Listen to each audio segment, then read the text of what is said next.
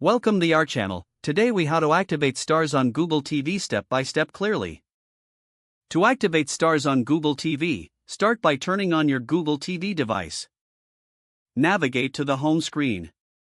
Using the remote, scroll down to find the Apps section. Select the Google Play Store. In the Play Store, use the search function to find the Starz app. Once you find it, select the Starz app from the search results. Click on the Install button to download and install the app. After the installation is complete, open the Starz app. You will see the option to log in or activate your account. Choose the activation option, which will provide you with a unique activation code. Now, take note of the activation code displayed on your screen. On a separate device, open a web browser and go to the Starz activation website.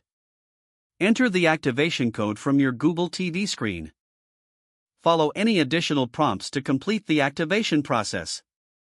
Once activated, return to your Google TV. You should now be able to stream content from Starz without any issues. If the page does not load, refresh the browser or try again in a private or incognito window. Make sure you are using the correct email address, then retype it carefully to avoid small typos. If your password is not accepted, use the reset option and create a new strong password you can remember.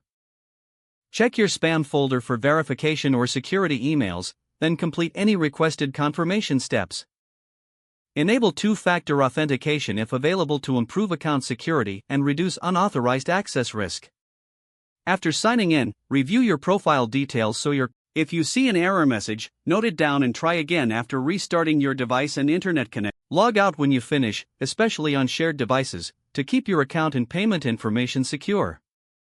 If the page does not load, refresh the browser or try again in a private or incognito window.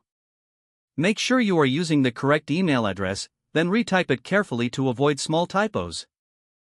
If your password is not accepted, use the reset option and create a new strong password you can remember.